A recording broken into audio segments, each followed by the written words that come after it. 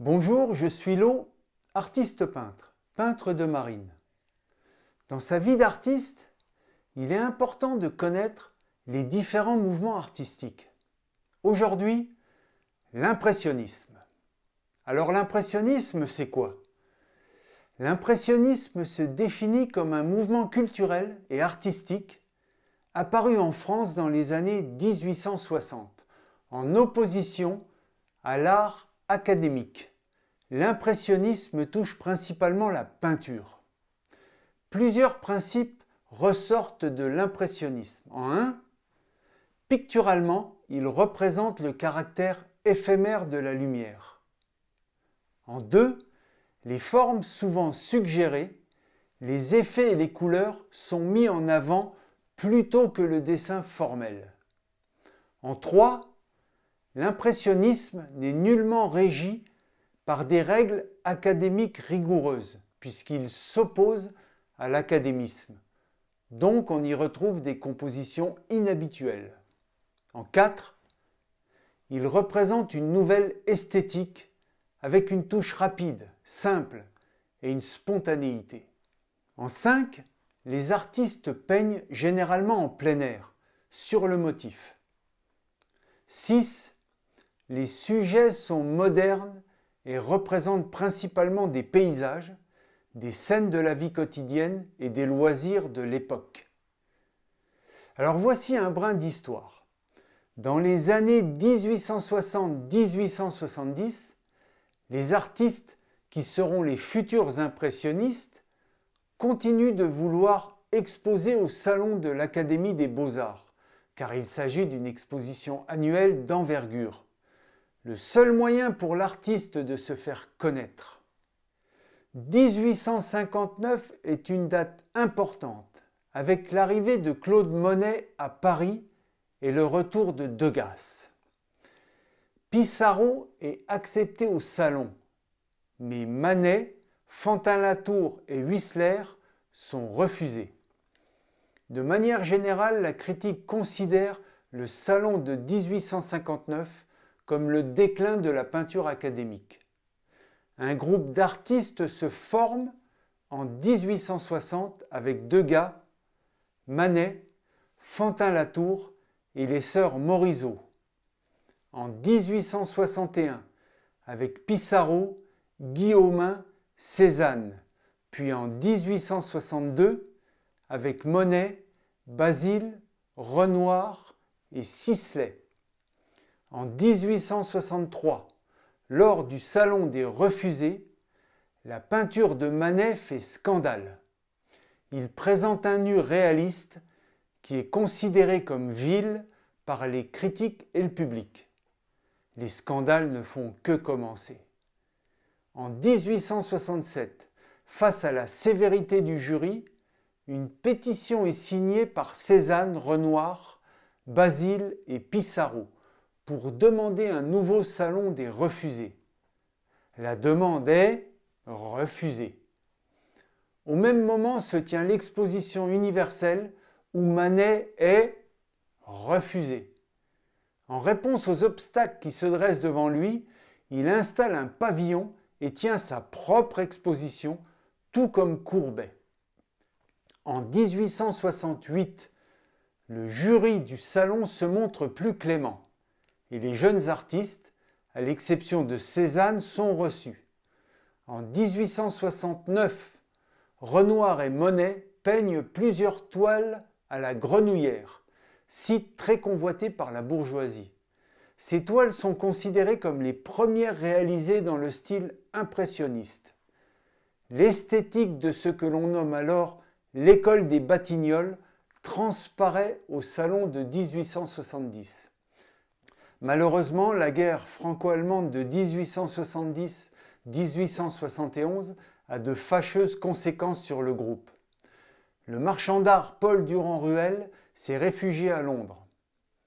Entre 1870 et 1874, sa galerie londonienne présente des œuvres du groupe des Batignolles à côté des paysagistes de l'école de Barbizon.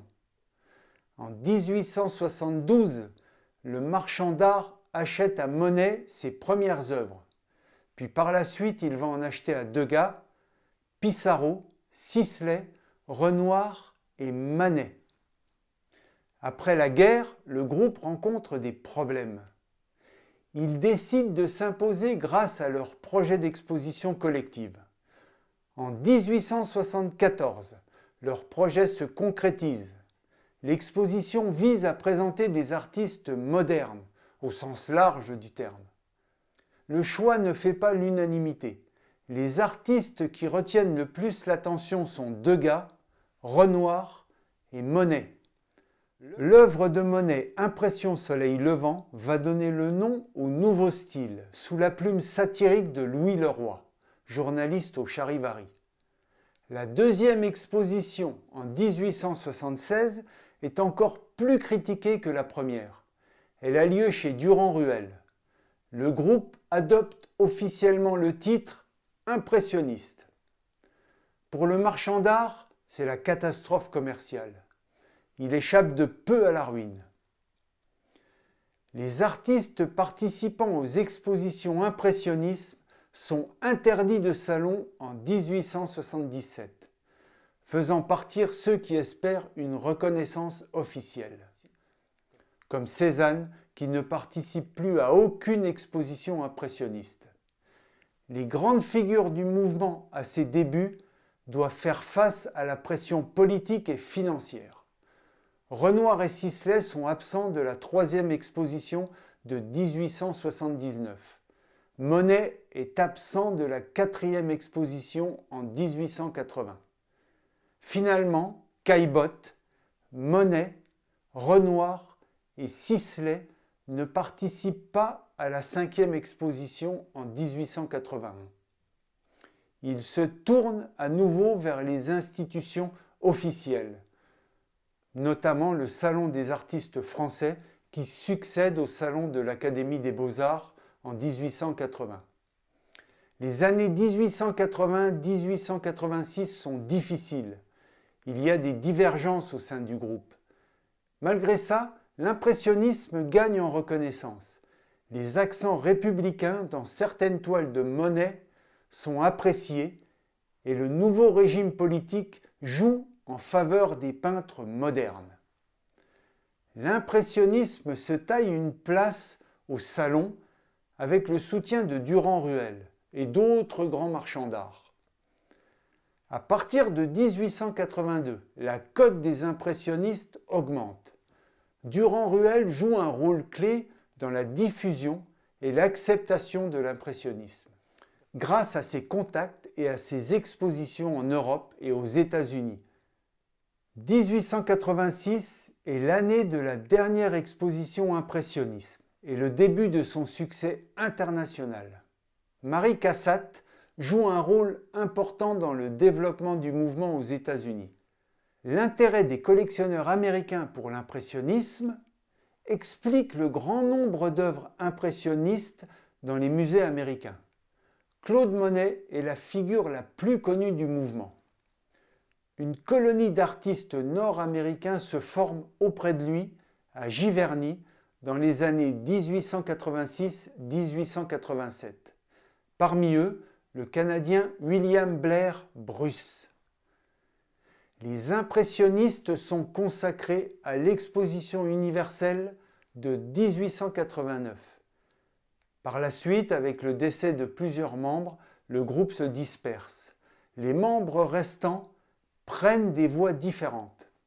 Le post-impressionnisme recouvre de nombreux mouvements d'avant-garde qui, dans les années 1880-1910, s'appuient sur différents acquis de l'impressionnisme pour créer des esthétiques parfois très éloignées, dont le néo-impressionnisme, le symbolisme, le synthétisme, le fauvisme ou encore le cubisme.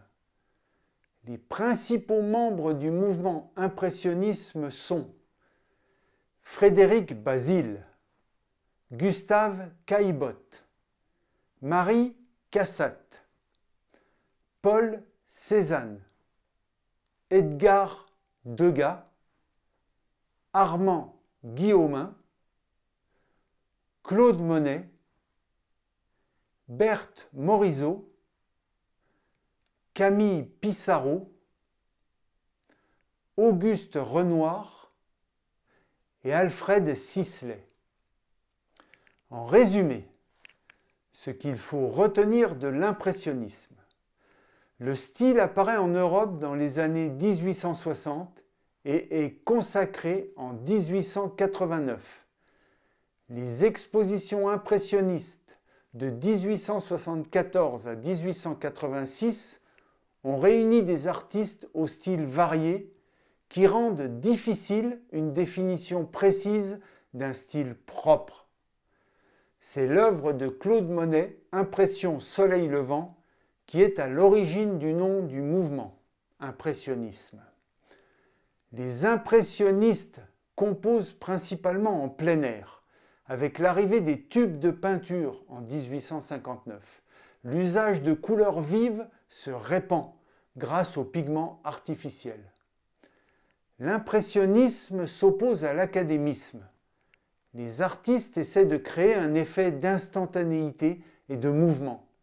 Ils transcrivent des effets de lumière et leurs compositions sont inhabituelles. Les artistes impressionnistes exploitent des thèmes contemporains. Le japonisme, autre courant majoritairement associé à l'avant-garde, est très présent chez les impressionnistes. Merci de me suivre et bonne peinture.